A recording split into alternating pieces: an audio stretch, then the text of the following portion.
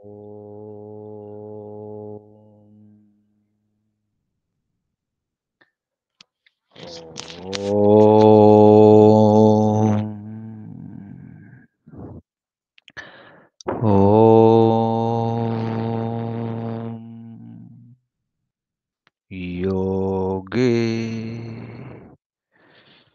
योगे तवस्तरम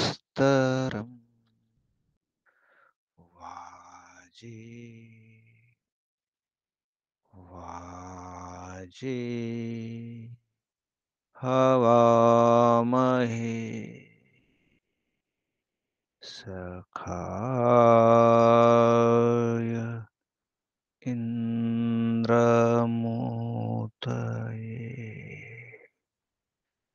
सखाय इन्द्रमूतये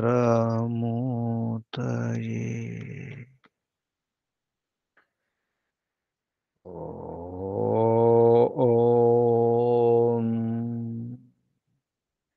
ईशावास्यमिदं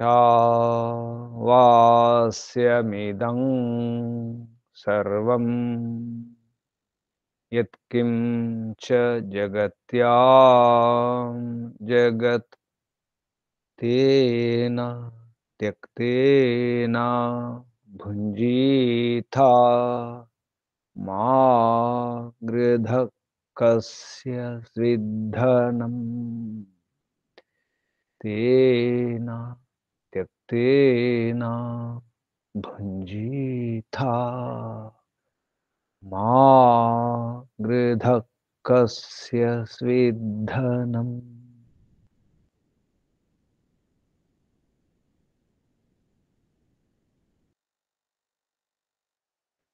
ॐ वायुरनिलममृतमथेदम्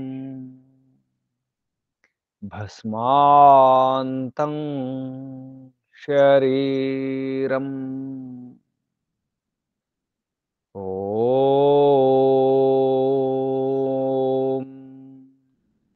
क्रतो स्मर क्लिबे स्मर कृतं स्मर ॐ क्रतो स्मर क्लिबे स्मर कृतं स्मर। ॐ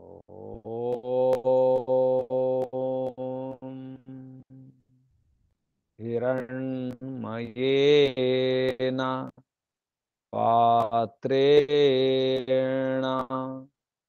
सत्यस्य पिहितं मुखम् यो सा वादित्ये पुरुषः सो सावहम् ॐ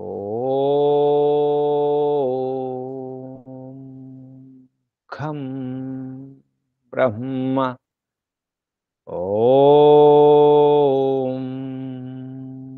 खं ब्रह्म ॐ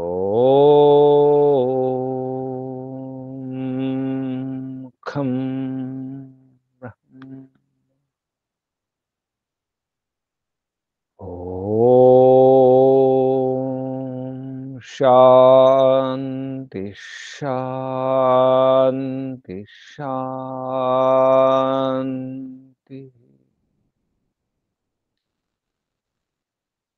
परमपिता परमात्मा ॐ ॐ रक्षका ॐ सर्वरक्षका ॐ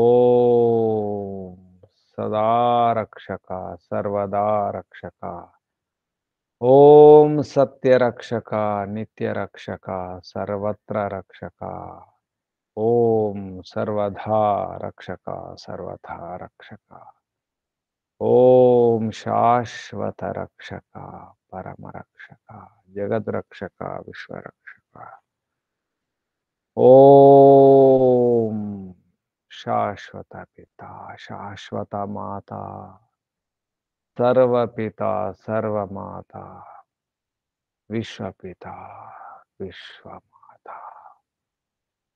జగత్పిత జగదాంబ జగజ్జనని జగన్మాత ఓం జగత్పతి విశ్వపతి జగదాధార విశ్వాధార సదాధార సర్వదాధార ఈశ్వర పరమేశ్వర సర్వేశ్వర ఈశా పరేశ పరమేశ సర్వేశ ఓం సర్వాంతర్యామిన్ సర్వాంతరాత్మా సర్వవ్యాపక సర్వశక్తిమాన్ న్యాయకారి దయాలు అజరామర అభయ నిత్య పవిత్ర సృష్టికర్త ధర్త హర్త పాలనకర్త ప్రళయకర్త ఓం ప్రభు విభు ఓం భూర్భువః ఓం భూః ఓం భువః ఓం స్వః ప్రాణదాత ప్రాణపతి ప్రాణేశ్వర జీవనదాత జీవనేశ్వర సకల దుఃఖ వినాశక సంకటమోచక సచ్చిదానంద స్వరూప ఆనందదాత ఆనందకర సుఖకర ఆత్మద బలద జ్ఞానద సర్వద హర్షద మోక్షద ఓం ఓం ఓం ఓముకు వందనాలు. ఋషులకు మహర్షులకు మునులకు యోగులకు గురువులకు ఆచార్యులకు అధ్యాపకులకు పెద్దలకు మాతాపితలకు శ్రేయోభిలాషులకు మిత్రులకు జడచేతనాది చరాచర జగత్తుకు స్థావర జంగమాలకు వందనాలు. సర్వేభ్యో నమో నమః. ప్రణవః ప్రణామ. ఆత్మ బంధువులారా, శాశ్వత బంధువులారా, ధర్మ బంధువులారా, బ్రహ్మ బంధువులారా, ఆత్మీయ బాంధవులారా, మిత్రులారా, అత్యంత దుఃఖ నివృత్తి అభిలాషులారా, పూర్ణ పురుషార్థులారా, మోక్షాకాంక్షులారా, ముముక్షులారా, సుమ్నార్థులారా, విశ్వాత్మ బ్రహ్మాత్మ పరమాత్మ దర్శన అభిలాషులారా, సాధకులారా, ఈశ్వర ఆరాధకులారా, పరమేశ్వర ఉపాసకులారా,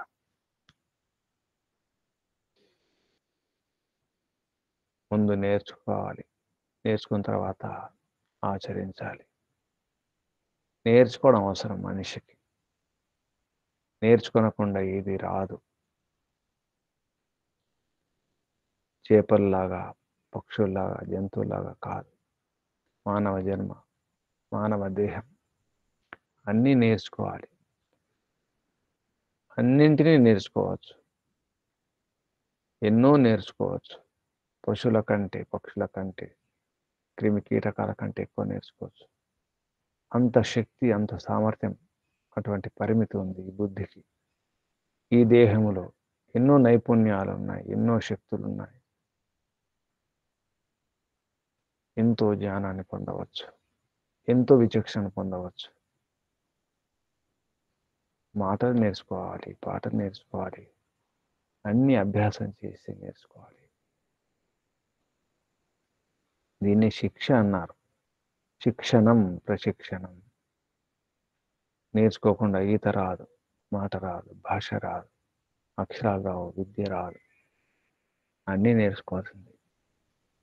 ఈ జన్మలు కాకుండా గత జన్మలు నేర్చుకుని ఉంటాం. ఇప్పుడు కాకపోతే రేపైనా నేర్చుకోవాల్సిందే, ఇప్పుడైనా నేర్చుకోవాల్సిందే. ఎలా నడవాలో, ఎలా మాట్లాడాలో, ఎలా కూర్చోవాలో, ఎలా వ్యవహరించాలో, ఏమి తినాలో, ఏమి తినకూడదు, ఇప్పుడు ఎలా ఉండాలో అన్నీ నేర్చుకోవాల్సిందే. ముందుగా తెలిసిన వారి వద్ద, అటువంటి విద్య ఉన్న వారి వద్ద నేర్చుకోవాల్సిందే. ఎలా నేర్చుకోవాలి, ఎక్కడ ప్రారంభించాలి? విద్య రావాలంటే ఏం చేయాలి? మాటలు రావాలి ముందుగా. మాటలు రాకపోతే వినడం రాకపోతే, విని అర్థం చేసుకోవడం రాకపోతే, అనడం రాకపోతే, అన్నదేమిటో తెలియకపోతే, విన్నదేమిటో, అన్నదేమిటో, చూస్తున్నదేమిటో, చేస్తున్నదేమిటో తెలియకపోతే అంతా వ్యర్థమే. అర్థసహితంగా తెలుసుకోవాలి. వినేటప్పుడైనా, అనేటప్పుడైనా, చూసేటప్పుడైనా దానికి అర్థం ఉండాలి, ప్రయోజనం ఉండాలి, ఉద్దేశం ఉండాలి. అందుకే ముందుగా అసలు గురువు, పరమ గురువు, పరంపిత పరమాత్మను వేడుకోవాలి. రక్షకుడు, జగద్రక్షకుడు, విశ్వరక్షకుడు, సర్వరక్షకుడు, సర్వత్రా రక్షకుడు, పరంపిత పరమాత్మను వేడుకోవాలి. ఏదైనా పని ప్రారంభించేటప్పుడు భగవంతుని వేడుకోవడం అవసరం. దొంగలు కూడా, రాక్షసులు కూడా ఏదో నామాన్ని గుర్తు చేసుకుంటారు. వారికి నచ్చిన దేవుని, నచ్చిన దేవత పేరుతో, నచ్చిన నామంతో.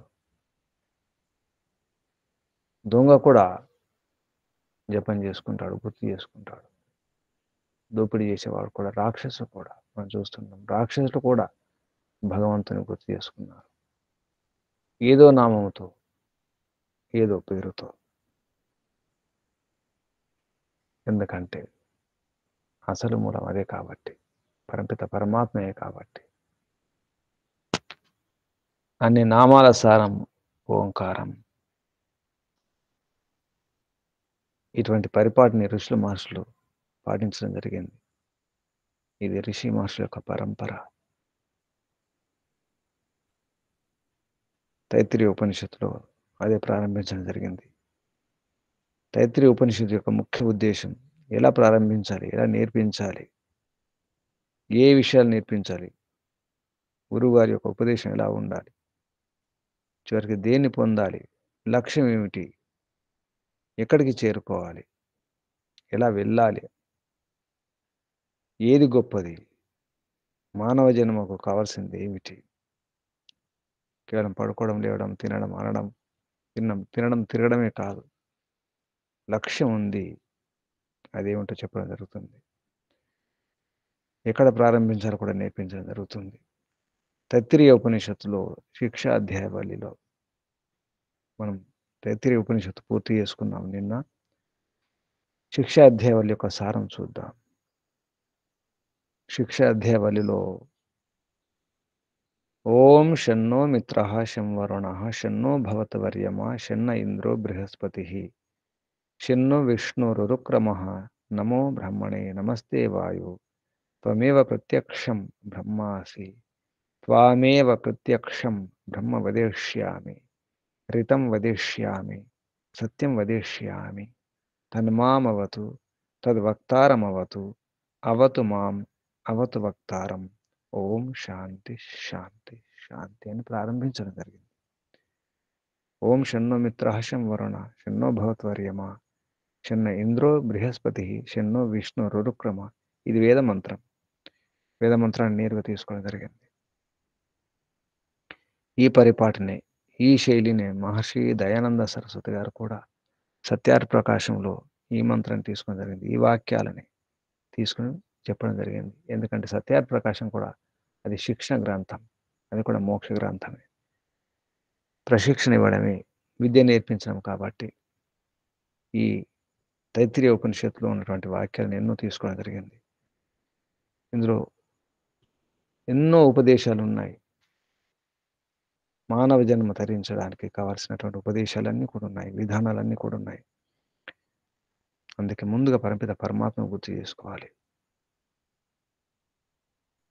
ఓం అంటే ఏమిటో మహర్షి దయానంద సరస్వతి గారు సత్యార్థ ప్రకాశంలో ఓంకారం గురించి చాలా చక్కగా వర్ణించడం జరిగింది.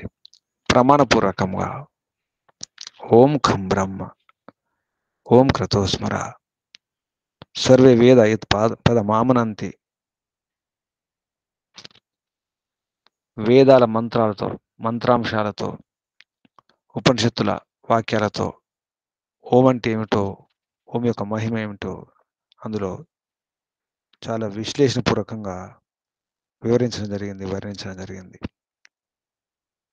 మిత్ర అంటే ఏమిటో, వరుణ అంటే ఏమిటో, ఆర్యముడు అంటే ఇంద్ర, బృహస్పతి, విష్ణు, ఉరుక్రమ ఈ శబ్దాల గురించి కూడా ధాతు అర్థాలతో సహా వాటి నిరుక్తితో నిర్వచనాలతో సహా చెప్పడం జరిగింది.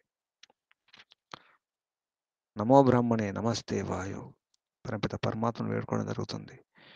నీవే ప్రత్యక్ష బ్రహ్మవు, త్వమే ప్రత్యక్షం బ్రహ్మాసని. పరమపిత పరమాత్మ కూడా కాదు, ఇక్కడే ఉన్నాడు. ఈ కళ్ళతో కనిపించడు, లోపల చూసుకోవాల్సింది, లోపల ప్రత్యక్షం. పరమపిత పరమాత్మ యొక్క మహిమ ఇదంతా, ఈ జగత్తంతా ఈ రకం కూడా ప్రత్యక్షమే. పరమపిత పరమాత్మ యొక్క సామర్థ్యాన్ని, తన శక్తిని, బలాన్ని, మహిమను ఈ రకంగా ప్రదర్శించడం జరిగింది జగన్నిర్మాణ రూపములో. అందుకే పరమపిత పరమాత్మను తెలియజేస్తుంది ఈ జగత్తు. ఆ విధంగా ప్రత్యక్షం బ్రహ్మాస్మి చెప్పి, నేను సత్యమే చెబుతాను, కృతం వదిష్యామి, సత్యం వదిష్యామి, అటువంటి నన్ను రక్షించండి, వక్తను రక్షించండి, ఉపదేశించేవారిని రక్షించండి అని వేడుకోవడం జరిగింది.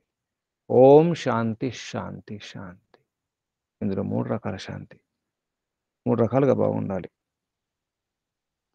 ఆ 3 రకాలు శారీరకంగా, మానసికంగా, ఆత్మికంగానే ఆ రకం కూడా తీసుకోవచ్చు. ఆధ్యాత్మికంగా, ఆది భౌతికంగా, ఆది దైవికంగా కూడా 3 రకాలుగా శాంతి కావాలి. శరీరం బాగుండాలి, మనసు బాగుండాలి, ఆత్మ బాగుండాలి. 3 రకాలుగా శాంతి కావాలి. సహకరించాలి, శరీరం సహకరించాలి, మనసు సహకరించాలి, ఆత్మ సహకరించాలి. అందుకే శాంతి శాంతి శాంతి. 3 రకాల శాంతులు, 3 శాంతులు. అలాగే అన్ని కష్టాలు, దుఃఖాలన్నీ కూడా మనం వర్గీకరిస్తే 3 పద్ధతులు, 3 రకాలు మాత్రమే. అది ఆది దైవికం, ఆది భౌతికం, ఆధ్యాత్మికం. అలా ప్రారంభించిన తర్వాత భాష నేర్పించాలి.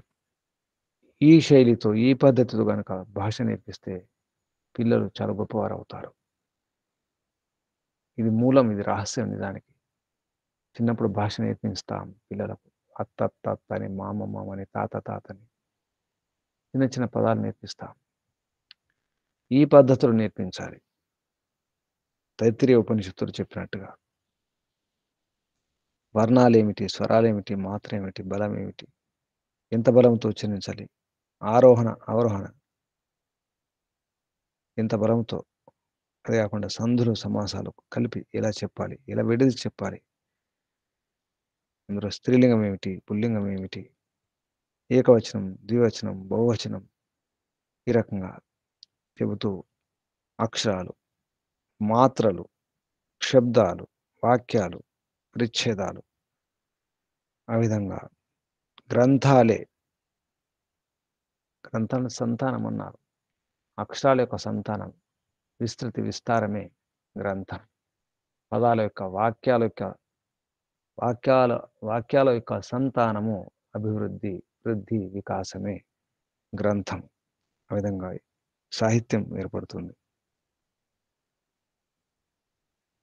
ఈ రకంగా నేర్పించాలి. ముందు ఉచ్చారణం. మహర్షి దయానంద సరస్వతి గారు కూడా 3వ సముల్లాసంలో తల్లిదండ్రులు నేర్పించవలసింది ఏమిటి, అసలు ఎలా నేర్పించాలి, ఒక్కొక్క అక్షరాన్ని నాలుక ఎక్కడ తాకిస్తే ఏ అక్షరం వస్తుంది, శ్వాస ఎలా ఉండాలి, ప్రాణం ఎలా, లోపల ఊపిరితిత్తుల్లో గాలి లేకుండా మనం ఉచ్చరించలేం. ఊపిరితిత్తులు కూడా బలంగా ఉండాలి, ఆరోగ్యంగా ఉండాలి. ఆరోగ్యం ఉన్నప్పుడు ఉచ్చారణ బాగుంటుంది. అలాగే పొట్ట బాగుండాలి.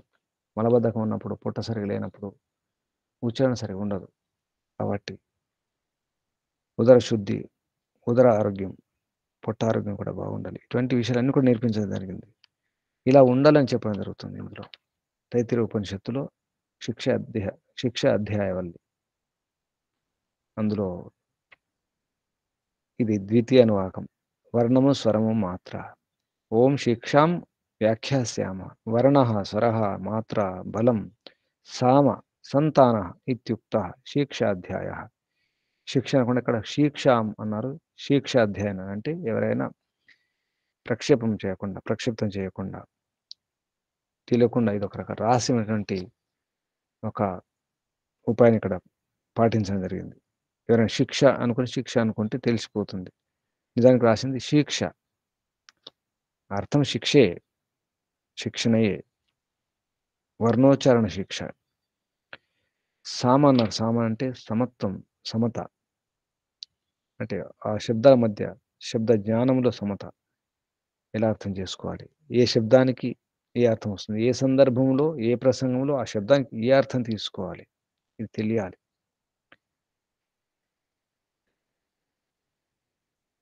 వీటి గురించి పిల్లలకు నేర్పించాలి చిన్నప్పుడే.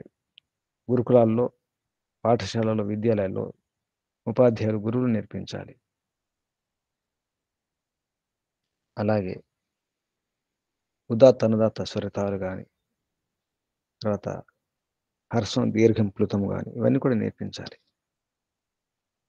అక్షరాభ్యాసం చేయించాలి. పిల్లలకు అక్షరాభ్యాసం చేయిస్తారు. నిజానికి అక్షరాభ్యాసం ఇలా ఉండాలి. అంతేకాకుండా సందుల గురించి నేర్పించాలి. ఎందుకంటే ప్రపంచంలో అన్ని సందులే ఉన్నాయి, సంహితలే ఉన్నాయి. సందులు లేకుండా ఏదీ లేదు. జీవితంలో కూడా సందులున్నాయి. బ్రహ్మచర్యం, గృహస్థం, వానప్రస్థం, సన్యాసంలో కూడా సందులున్నాయి. ఎన్నో సందులుంటాయి. ఎన్నో సందిగ్ధ స్థితులొస్తాయి. సంక్లిష్ట పరిస్థితులొస్తాయి. అప్పుడు ఎలా ఉండాలి? ఎలా సంధి చేసుకోవాలి? ఎలా ఒప్పందం చేసుకోవాలి? ఎవరితో ఎలా వ్యవహరించాలి? సంధి చేసుకోవడం కూడా రావాలి. యుద్ధంలో కూడా సంధి ఉంటుంది. సంధి విగ్రహం అని చెప్పేసి. మిత్రలాభం, మిత్రభేదం అనుకుంటూ. ఎవరితో మైత్రి చేయాలి? ఎవరితో దూరంగా ఉండాలి? ఇప్పుడు యుద్ధం చేయాలి? ఎప్పుడు దాడి చేయాలి? ఇప్పుడు దండయాత్ర చేయాలి? అందులో సంధి ఒకటి. జీవితంలో కూడా సంధి చేసుకోవడం, ఒప్పందం చేసుకోవడం, అంగీకారం చేసుకోవడం ఉంటుంది. రాజీ పడడం అవసరం ఉంటుంది. దాన్ని సంహిత అన్నారు ఇందులో. సంధి అన్నారు. అందులో ఈ అధిలోకం, అధిజ్యోతిషం, అధివిద్య, అధిప్రజ, అధ్యాత్మ అని చెప్పేసి ఈ 5 రకాలుగా చెప్పడం జరిగింది. అధిలోకం అంటే ఏంటి? అధిజ్యోతిషం అంటే అంతా కూడా వర్ణించడం జరిగింది. ఈ విషయంలో అధిలోకం, పృథివీ, ద్యులోకం ఆ మధ్యలో సంధి ఉంటుంది. ఆకాశం సంధానం చేసేది వాయువు అని. అధిజ్యోతిషంలో అగ్ని, సూర్యుడు ఆ మధ్యలో సంధి జలమని. అగ్నికి, సూర్యునికి మధ్య జలం ఉంటుంది. అది సంధి. దాన్ని కలిపేది విద్యుత్. ఇది ఒక వైజ్ఞానిక విషయం. అలాగే అధివిద్య, విద్య విషయంలో కూడా ఆచార్యుడు, శిష్యుడు. ఇక్కడ పూర్వరూపం, ఉత్తర రూపం. ఆచార్యుడు పూర్వరూపం, శిష్యుడు ఉత్తర రూపం. మధ్యలో సంధి ఉంటుంది. విద్య అనే సంధి. దానికి సంధానం చేసేది ప్రవచనం, ఉపదేశం, అధ్యాపనం చేయడం అనేది, బోధించడం అనేది సంధానం. కలిపేది కావాలి. అలాగే అధిప్రజలో మాత పూర్వరూపం అయితే పిత ఉత్తర రూపం. సంధి ప్రజ అంటే సంతానం, పిల్లలు. సంధానం చేసేది ప్రజననం. అధ్యాత్మ అధికరణంలో పూర్వరూపం కర్మేంద్రియాలు, ఉత్తర రూపం జ్ఞానేంద్రియాలు. వాటి మధ్యలో వాణి ఉంటుంది. నాలుక 2 రకాలు పనిచేస్తుంది.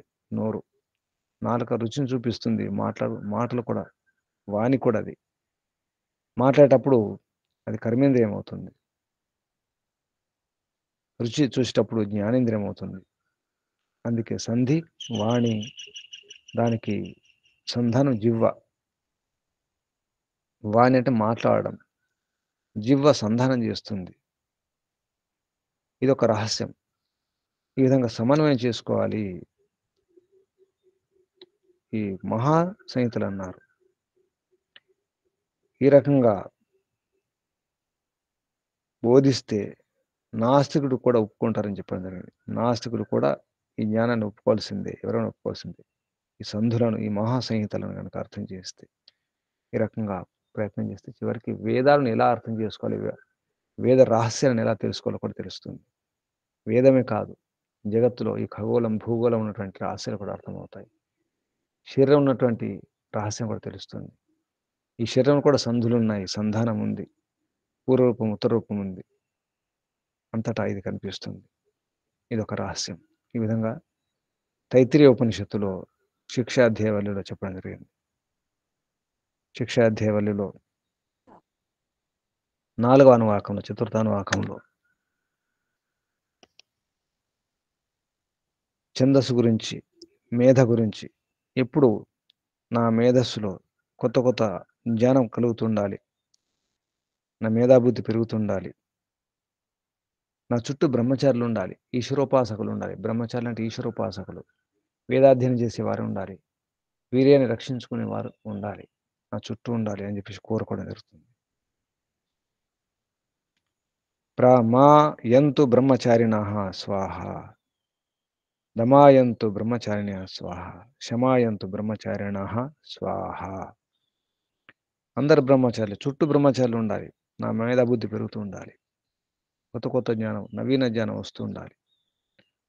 ఆమాయంతు బ్రహ్మచారిణ, అన్ని వైపు నుంచి బ్రహ్మచారులు ఉండాలి. ఇంద్రియ దమనం చేసేవారు, మనసును ప్రశాంతం ఉంచుకున్నటువంటి బ్రహ్మచారులు ఉండాలి. యశస్సు ఉండాలి, అందరూ కీర్తిమంతులు ఉండాలి, నా చుట్టూ కళ్యాణకారులు ఉండాలి, శ్రేష్ఠులు ఉండాలి, వారి మధ్యలో నేను ఉండాలి, వారు నా మధ్యలో ఉండాలి అని కోరుకుంటూ ఉండాలి. ఆ క్రమంలో శిక్షాధ్యాయుల్లో 5వ అనువాకంలో ఓం భూర్భువస్వ, మనం భూర్భువస్వ మహావ్యావత గురించి వింటుంటాం. భూ భువః స్వః, 4వ వ్యాహృతి మహా కూడా తీసుకోవడం జరిగింది.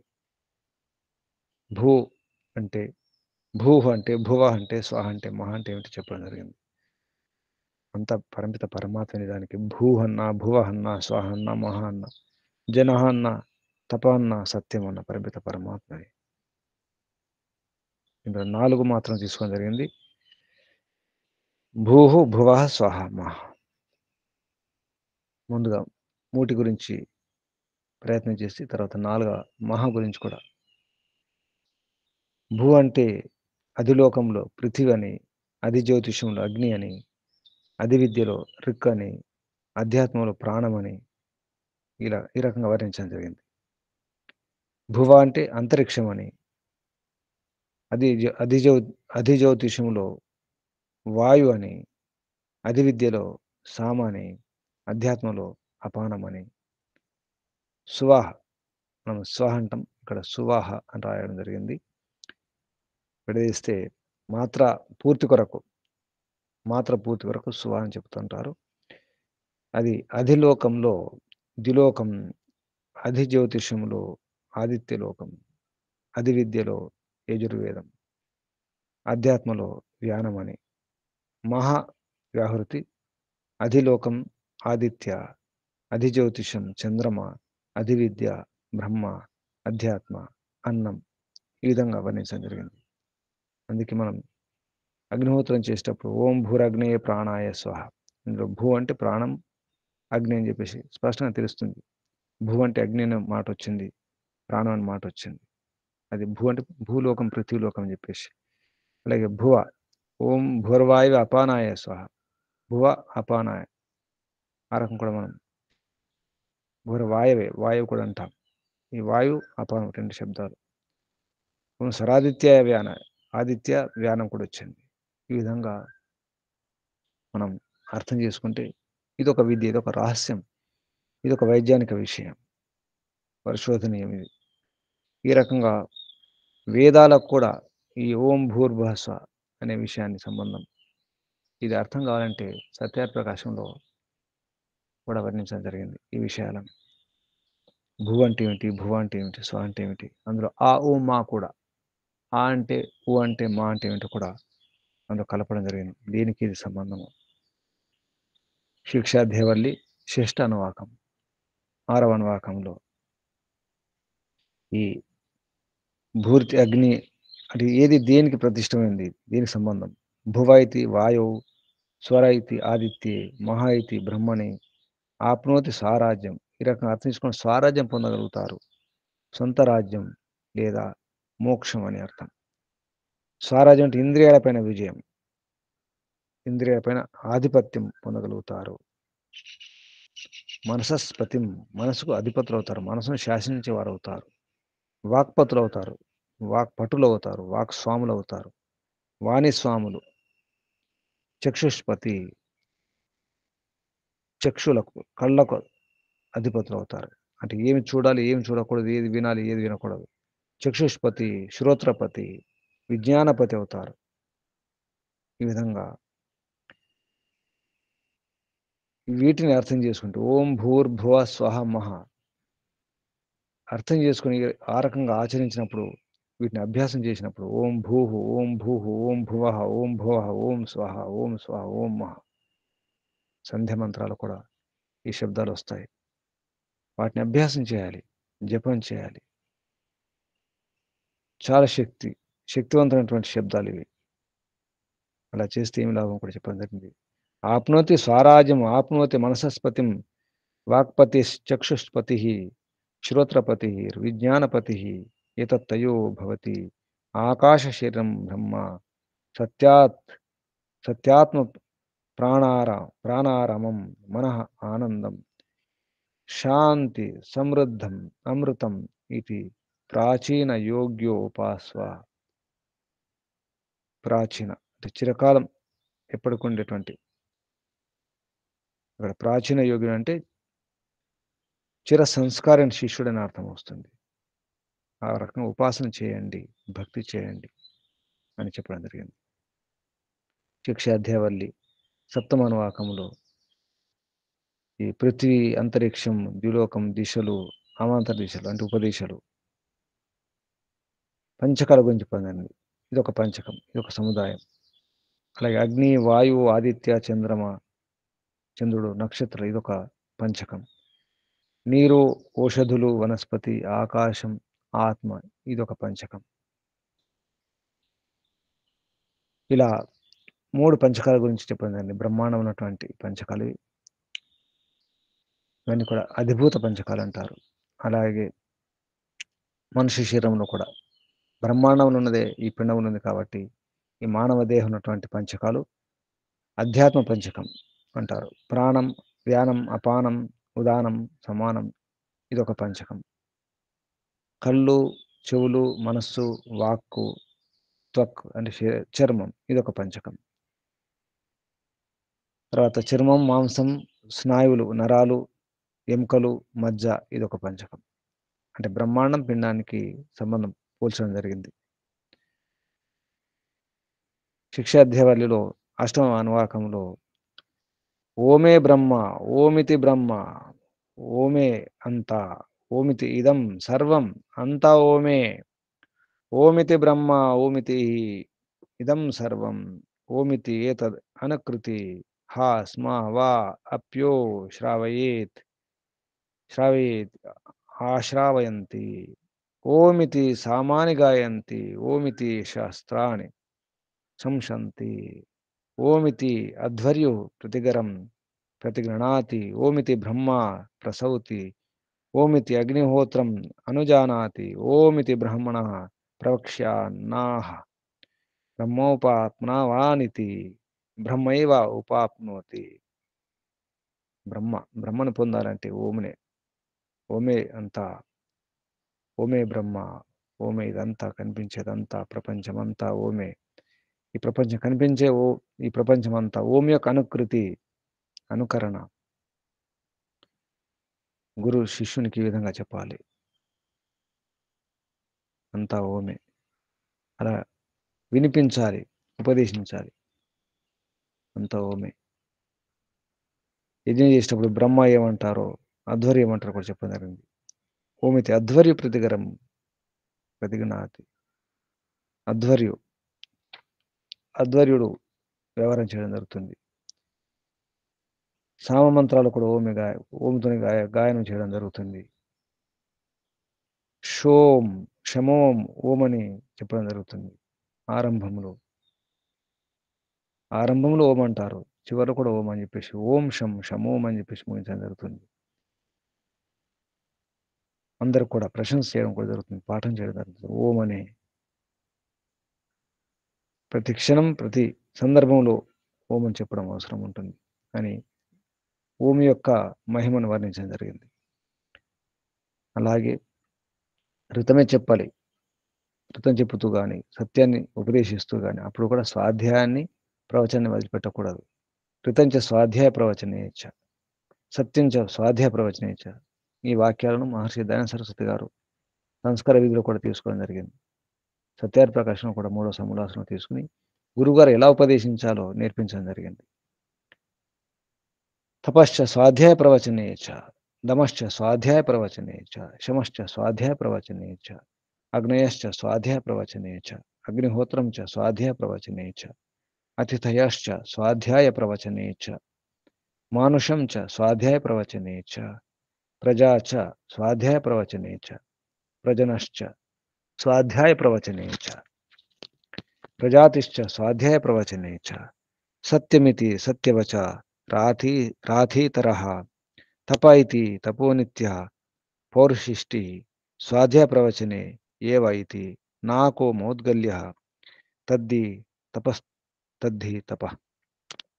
ఈ పౌరుషిష్టి, రాథీతరః, తర్వాత మౌద్గల్య, నాకో మౌద్గల్య, ఇవి ఋషుల యొక్క పేర్లు. వాళ్ళు ఏమన్నారో, ఒకరు సత్యమే ముఖ్యమన్నారు, సత్యం చెప్పండి అన్నారు. కొందరు తపస్సు ముఖ్యమన్నారు, కొందరు ప్రవచనం ముఖ్యమన్నారు, స్వాధ్యాయం ముఖ్యమన్నారు. అంటే వారి పరిశోధన బట్టి, వారి యొక్క సాధనను బట్టి చెప్పడం జరిగింది. అంటే దాని అర్థం స్వాధ్యాయం, తపస్సు, ప్రవచనం 3 ముఖ్యమే అని చెప్పడానికి. అన్ని వ్యవహారాలు చేస్తూ కూడా స్వాధ్యాయాన్ని, ప్రవచనం వదిలిపెట్టకూడదు. స్వాధ్యాయం చేయాలి, తాను చూసుకోవాలి. మోక్ష శాస్త్రాల అధ్యయనం, ఓంకారం, ఓం జపం చేసుకుంటాం. ఓం జపం, మోక్ష శాస్త్ర అధ్యయనం కూడా స్వాధ్యాయమే. వైదిక సాహిత్యం, వేదానుకూల ఋషికృత గ్రంథాల అధ్యయనం కూడా స్వాధ్యాయమే. అసలు స్వాధ్యాయం స్వీయ అధ్యయనం. తన అధ్యయనం చేసుకోవాలి, తన గురించి చూసుకోవాలి. తెలుసుకున్నది, చూసుకున్నది ఉంచుకోవడం కోసం కాదు, పంచడానికి, ప్రవచనం ఇవ్వడానికి, ఉపదేశం ఇవ్వడానికి, బోధించడానికి ప్రయత్నం చేయాలి. లోపలించుకోకూడదు విద్యను. వ్యయే కృతే వర్ధతే యవ నిత్యం, విద్యాధనం సర్వధనం ప్రధానం. వ్యయం చేస్తేనే, పంచితేనే, బోధిస్తేనే విద్య స్థిరమవుతుంది, దృఢమవుతుంది. అలా చెబుతూ ఈ స్వాధ్యాయం, ప్రవచనం యొక్క మహిమను, దాని యొక్క అవసరాన్ని, దాని గొప్పతనాన్ని వర్ణించడం జరిగింది. శిక్షాధ్యాయవల్లి, తైత్రీయ ఉపనిషత్ శిక్షాధ్యాయవల్లిలో 10వ అనువాకంలో చెప్పడం జరుగుతుంది. ఇందులో ముఖ్యంగా కఠోపనిషత్తు ఉన్నటువంటి విషయం ఊర్ధ్వ మూలం, అవాక్ శాఖ. ఆ శాఖలు అశ్వత్థ వృక్షం. అది, దాని వేర్లు పైకుంటాయి, కొమ్మలు కిందకుంటాయి. మానవ దేహం గురించి వర్ణించడం జరుగుతుంది. ఇందులో అహం వృక్షస్య రేరివ, ప్రేరయిత, పరమాత్మ యొక్క పేరు రేహే, ప్రేరయిత, రేరివ, కీర్తి పృష్టం గిరేరివ. నేను జీవాత్మను, ఈ శరీరం అనే రూపం ఉన్నటువంటి ఈ వృక్షంలో ఉన్నాను. నాకు పరమాత్మ ప్రేరణ ఇస్తున్నాడు. ఆ పరమాత్మ యొక్క ప్రేరణ లాగా, రేరివా, రేలాగా, ప్రేరిత యొక్క వానికి సమానంగా కీర్తిని పొందాలి. గిరేరివ, ఆ కీర్తి పర్వతం లాగా ఉండాలి, శుభ్రంగా ఉండాలి. శిఖరం పైనటువంటి మంచులాగా ఉండాలి. ఊర్ధ్వ పవిత్రం, ఆ ఉన్నత శిఖరం పైనటువంటి మంచు కొండల్లో ఆ శిఖరం పైన మంచు ఉంటుంది, శుభ్రంగా ఉంటుంది, ఏది అంటుకోకుండా ఉంటుంది. కిందికి వస్తే మలినాలు, మురికి అంటుకోవచ్చు, కానీ అక్కడ ఆ శిఖరం పైనటువంటి ఆ మంచు అది పవిత్రంగా ఉంటుంది. ఎత్తైన శిఖరం పైనటువంటి మంచులాగా అంత పవిత్రంగా ఉండాలి నేను. వాజిని, అన్నం, జ్ఞానం. వాజిని అంటే 2 అర్థాలు. నేను అన్నవంతుని కావాలి, జ్ఞానవంతుని కావాలి అని కోరుకోవాలి. సుఅమృతం, అత్యధిక అమృతం, మంచి అమృతం. ద్రవిణం, ధనము, సంపత్తి అన్నీ ఉండాలి. సువర్చసం, తేజోయుక్తమైనటువంటి అన్నీ ఉండాలి. నేను తేజోవంతుని కావాలి, సువర్చస్సుని కావాలి, సుమేధ కావాలి, మంచి బుద్ధి కావాలి, ఆశుబుద్ధి కావాలి. అమృత ఉక్షిత, అమరత్వమే, అమృతమే, అమృతం తడిసినట్టు ఉండాలి, సించితం అయినట్టు ఉండాలి, అంత అమృతం ఉండాలి, అమృతానందం ఉండాలి.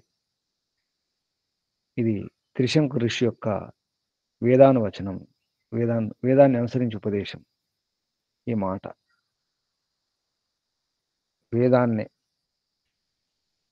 వేదాధ్యయనం చేసిన తర్వాత అంత్యవాసి అయినటువంటి శిష్యునికి గురుగారి యొక్క ఉపదేశం, సత్యం వద ధర్మం చర. ఈ విషయాన్ని శిక్షాధ్యాయవల్లి ఏకాదశ అనువాకంలో చెప్పడం జరిగింది. ఈ వాక్యం, ఈ ఉపదేశాలు మనం వింటాం. సత్యం వద ధర్మం చర అనే మాటలు. సత్యాన్నే ఉపదేశించాలి, సత్యాన్ని వచించాలి, ధర్మాన్ని చరించాలి, ధర్మాన్ని ఆచరించాలి. స్వాధ్యాయాన్ మా ప్రమద అయినప్పుడు కూడా స్వాధీనం పెట్టకూడదు. తను తాను చూసుకోవాలి, ఆత్మనిరీక్షణ చేసుకుంటూ ఉండాలి. ఎందుకు ఇలా చేసినాను, ఎందుకు ఇలా అన్నాను, ఇటువంటి తప్పుడు పని ఎందుకు చేసినాను, పొరపాటు ఎందుకు చేసినాను, మంచి పని ఎందుకు చేయలేదు, చేసిన మంచి పని ఏమిటో, చెడ్డ పని ఏమిటో చూసుకోవాలి. దాన్నే ఓం కృతం స్మర అన్నారు మంత్రంలో. ఓం వాయురనిలమృతం అథేదం భస్మాంతం శరీరం. ఈ శరీరం ఉండదు కాబట్టి ఓం కృతోస్మర, కృతం క్లిబే స్మర. శక్తి సామర్థ్యాలు ఏమిటో చూసుకోవాలి, మన నైపుణ్యాలు ఏమిటో, అనుభవం ఏమిటో చూసుకోవాలి, మన యోగ్యత చూసుకోవాలి. అనుక్షణం ఓం కృతం స్మర, చేసింది ఏమిటో చూసుకోవాలి. ఇంతవరకు ఏం చేసినాను, గంట క్రితం ఏ తప్పులు చేసినాను, ఏ ఉప్పులు చేసినాను చూసుకుంటున్నాను. అది చెప్పడం జరుగుతుంది. స్వాధ్యాయం అంటేనే అది. స్వాధ్యాయం మా ప్రమాద, అందులో ప్రమాదం, ఆలస్యం, అజాగ్రత్త పనికిరాదు, నిర్లక్ష్యం పనికిరాదు. స్వాధ్యాయం నుంచి వెనక్కి తిరిగిపోకూడదు. మరొక అర్థం ప్రమాదం అంటే వెనక్కి వెళ్ళిపోవడం, ప్రమాదం చేయడం, అజాగ్రత్త ఉండడం. స్వాధ్యాయం చేసుకున్నాం, గురుకులం వెళ్ళిన తర్వాత, అధ్యయనం అయిన తర్వాత వెళ్ళిపోయేటప్పుడు ఆచార్యాయ ప్రియం ధనం ఆహృత్య, ఆచరణ కొరకు, ఆచరణకి ఇష్టమైనటువంటి వస్తువులను, ధనధాన్యాన్ని, వస్త్రాలను, వారికి ఏది అభీష్టమో వాటిని తెచ్చి ఇవ్వాలి. ప్రియం ధనం ఆహృత్య, ఆహృత్య అంటే తీసుకొచ్చి ఇవ్వాలి. ప్రజాతంతు మా వివత్సేత్సి, ప్రజాతంతును గురుకుల విద్య అయిన తర్వాత సమవర్తన సంస్కారం గురించి చెప్పడం జరుగుతుంది. అప్పుడు సమర్థన అయిన తర్వాత, ఇంటికి వెళ్ళిపోయిన తర్వాత వివాహం చేసుకుని గృహస్థాశ్రమం ఉండేవారు ప్రజాతంతు అంటే వారసత్వాన్ని, సంతానోత్పత్తి లేదా ప్రజలతో సంబంధం అనేది తెంపుకోకూడదు. ఆ పరంపరను కొనసాగిస్తుండాలి. మా వ్యవత్సేత్సి, దాన్ని ఖండించకూడదు, దాన్ని ముందుకు తీసుకెళ్ళాలి. ఇది గృహస్థాశ్రమం గురించి చెప్పడం జరుగుతుంది. అయినప్పుడు కూడా సత్యాన్న ప్రమదితవ్యం, సత్యం వదిలిపెట్టకూడదు. మేము గృహస్థులమండి, అబద్ధాలు ఆడతామండి అంటే కుదరదు. సత్యాత్ నా ప్రమేతవ్యం, ధర్మాత్ నా ప్రమేతవ్యం. ముందుగా చెప్పడం జరిగింది, సత్యం వద ధర్మం చర. కేవలం బ్రహ్మచర్యలు మాత్రమే కాదు, వానప్రస్థులకు, సన్యాసులకు కాదు, గృహస్థులకు కూడా సత్యం నుంచి దూరంగా వెళ్ళిపోకూడదు. సత్య విముఖులు కాకూడదు. సత్య ఆచరణలో అజాగ్రత్త పనికిరాదు, నిర్లక్ష్యం పనికిరాదు. ధర్మాన్న ప్రమదితవ్యం, ధర్మం విషయంలో కూడా. కుశలాన్, నైపుణ్యాలు, కుశలత్వం ఉంటుంది, చతురత ఉండాలి, వదిలిపెట్టకూడదు. కుశలాత్ అంటే మన క్షేమ సాధక కార్యాలు ఉంటాయి. మన జాగ్రత్తలో మనం ఉండాలి, మన సురక్షలో, మన భద్రతలో మనం ఉండాలి అనే విషయాన్ని ఇక్కడ కుశలాన్న ప్రమదితవ్యం. అజాగ్రత్త ఉండకూడదు, గుడ్డిగా మోసపోకూడదు. భూతి అయినా ప్రమదితవ్యం, భూతి ఐశ్వర్య ప్రాప్తి విషయంలో కూడా ప్రమాదం చేయకూడదు. ధనార్జన, సుఖ సాధనార్జన చేస్తుండాలి. అది గృహస్థుల యొక్క ధర్మం, అది బాధ్యత కూడా. అయినా స్వాధ్యాయం, అధ్యయనం చేస్తుండాలి, అధ్యాపనం చేస్తుండాలి, అది పెట్టకూడదు. భూతి అయినా ప్రమదితవ్యం, స్వాధ్యాయ ప్రవచనాభ్యాం నా ప్రమేత, స్వాధ్యాయం ప్రవచనం చేస్తూ ఉండాలి. ఈ రకంగా తైత్రీయ ఉపనిషత్తులో శిక్షా అధ్యాయ వల్లిలో 11వ అనువాకంలో చెప్పడం జరిగింది. అంతేకాదు దేవపితృ కార్యాభ్యం, దేవకార్యాలంటే బ్రహ్మయజ్ఞం, సంధ్యా, అగ్నిహోత్రం, ఈ దైనిక అగ్నిహోత్రం, ఇటువంటి విషయాల్లో పితృకార్యాలు, అంటే పెద్దవారిని మాతాపితలను గౌరవించడం, అతిథి సేవ, పితృయజ్ఞం, అతిథి యజ్ఞం, బలివేష దేవజ్ఞం ఇవన్నీ ఈ విషయాల్లో కూడా ప్రమాదం పనికిరాదు, అజాగ్రత్త పనికిరాదు. మాతృదేవో భవ, పితృదేవో భవ, ఆచార్య దేవో భవ, అతిథి దేవో భవ. ఈ వాక్యాలు కూడా మనం విన్నాం ఎన్నోసార్లు. ఇవి కూడా తైత్తిరీయ ఉపనిషత్తు వాక్యాలే, ఉపదేశాలే. గురువారి యొక్క ఉపదేశం ఇది శిష్యునికి. మాతృదేవో భవ, తల్లిని దేవతగా భావించి ఆ విధంగా వ్యవహారం చేయాలి. పితను దేవునిగా భావించాలి.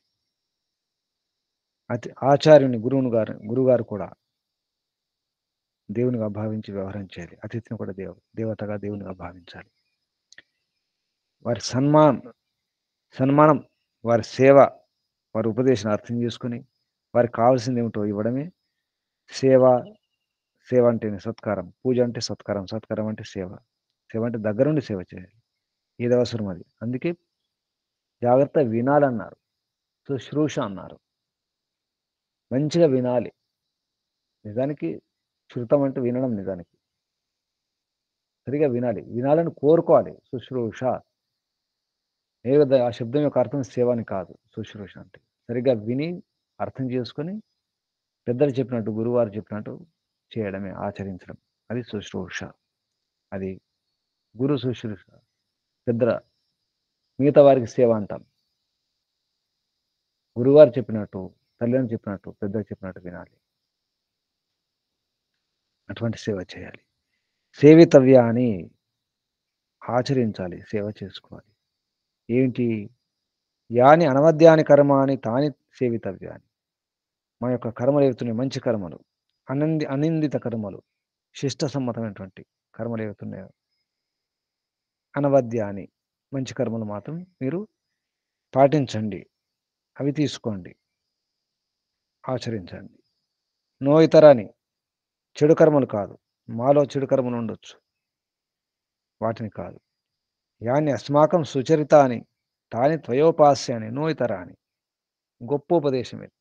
తండ్రులు కానీ పెద్దలు కానీ ఎవరైనా ఉపదేశించవచ్చు ఎవరికైనా. నాలో ఉన్న చెడు కాదు, మంచిని గ్రహించండి, చెడుని వదిలిపెట్టండి. నా మాటలో చెడు అంటే వదిలిపెట్టండి, మీకు అర్థం కాకపోతే వదిలిపెట్టండి, ఆచరణ యోగ్యం కాకపోతే, అనుకూలం కాకపోతే వదిలిపెట్టండి. ముందు పాటించి చూడండి, ఏది మంచో అది తీసుకోండి. యాని అనమధ్యాని కర్మాణి తాని సేవితవ్యాని నో ఇతరాణి. యాని అస్మాకం సుచరితాని తాని త్వయోపాస్యాని నో ఇతరాని. మా మంచి ఆచరణ మాత్రం తీసుకోండి, సుచరితమే తీసుకోండి, కుచరితం దుశ్చరితం కాదు అని ఉపదేశించడం జరిగింది ఇందులో. ఈ విధంగా చేస్తూ ఇవ్వడంలో సంకోచించకండి, దానం చేయండి. ఎలాగైనా దానం చేయండి, దానం చేయడం మాత్రం మర్చిపోవద్దు. శ్రద్ధయా దేయం అశ్రద్ధయం. శ్రద్ధ ఉన్నా శ్రద్ధతో ఇవ్వండి, అశ్రద్ధతో ఇవ్వండి, శ్రద్ధ లేకున్నా ఇవ్వండి. శ్రీయాధేయం ఉన్నా ఇవ్వండి, లేకున్నా ఇవ్వండి. శ్రీయాధేయం లోకలజ్జ. ఒక్కోసారి భయపడి ఇవ్వాల్సి వస్తుంది, వారేమనుకుంటారు అయినా ఇవ్వండి. అటువంటి భావన ఉన్నప్పుడు భయంతో ఇవ్వండి. భయపడిన భయం లేకున్నా భయంతో ఇవ్వాలి. ఇవ్వడం మాత్రం ఇవ్వాల్సింది. సంవిధ ప్రేమతో ఇవ్వండి. ప్రేమవశములో కొందరు మిత్రులు అడుగుతుంటారు, మంచి కార్యాల కోసం అడుగుతుంటారు ప్రేమతో. ఏ రకం ఇవ్వడం మాత్రం మర్చిపోకూడదు. దేహం దానం అవశ్యం ఇచ్చేయాలి, తప్పకుండా దానం చేయాలి. శక్తిని బట్టి, మన సామర్థ్యాన్ని బట్టి దానం చేయడానికి మీకు ఇష్టం ఉన్నా ఇష్టం లేకున్నా, శ్రద్ధ ఉన్నా శ్రద్ధ లేకున్నా, సిగ్గుతోనైనా చేయండి. అందరూ దానం చేస్తున్నారు, నేను చేయకూడదు, ఆ రకంగానే చేయండి. కానీ చేయండి, చేస్తూనే ఉండండి, దానం చేస్తూనే ఉండండి. ఏమైనా సందేహం కలిగినప్పుడు ఏం చేయాలో కూడా చెప్పడం జరిగింది. ఏమైనా సందేహం అనిపిస్తే ఎటువంటి వారి దగ్గరికి వెళ్ళాలి, ధర్మం తెలుసుకున్నారు, మార్గదర్శనం ఎటువంటి వారి యొక్క మార్గదర్శనం చేసుకోవాలి చెప్పడం జరిగింది. బ్రాహ్మణ సంమర్శన చేసేవారు, మంచి పరామర్శ ఇచ్చేవారు, మంచి సలహా ఇచ్చేవారి దగ్గరికి వెళ్ళండి. అలూక్ష స్వభావంతో స్నేహమైన మంచి స్వభావం ఉన్న వారి దగ్గరికి వెళ్ళండి. అక్కడ అలూక్ష అంటే అరూక్ష అంటే రూక్షం, కఠిన స్వభావం ఉన్న వారి దగ్గర కాదు. వారికి ఇదంతా గమనించాలి.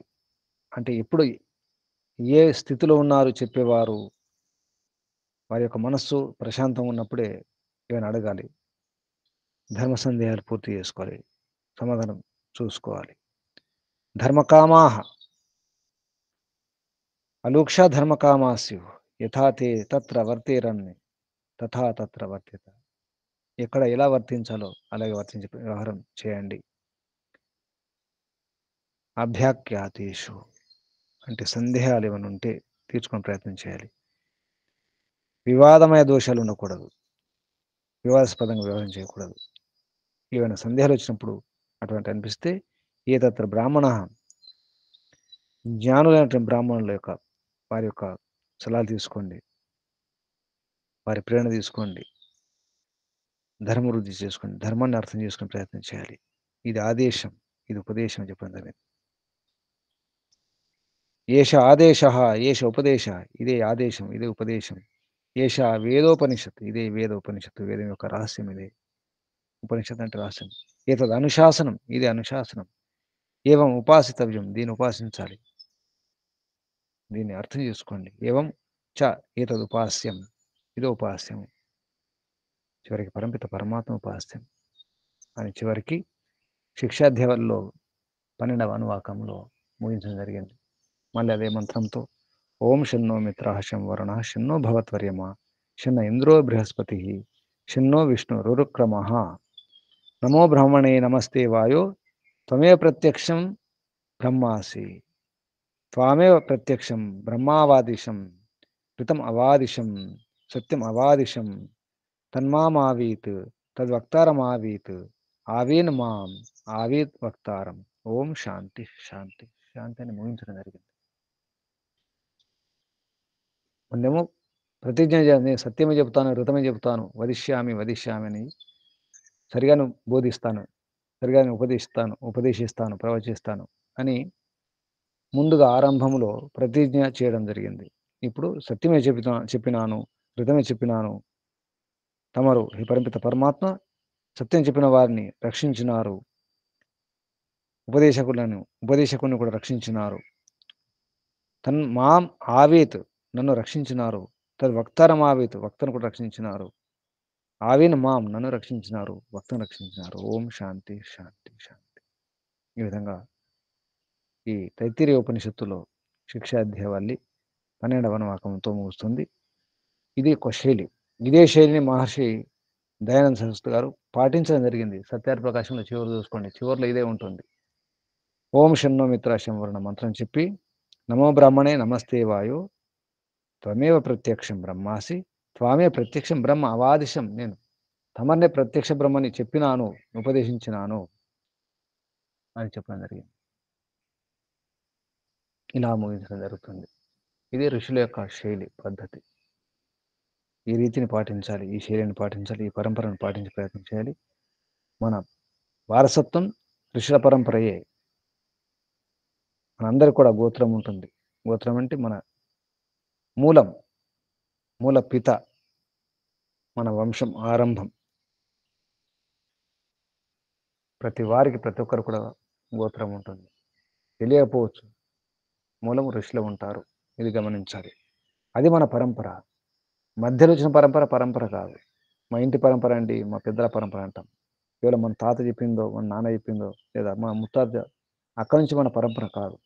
మన పరంపర ఋషుల పరంపర. ఈ పరంపరను పాటించే ప్రయత్నం చేయాలి. ఇది నేర్పించడం జరిగింది తైత్తిరీయ ఉపనిషత్తులో. శిక్షాధ్యాయంలో ఇలా నేర్చుకోవాలి.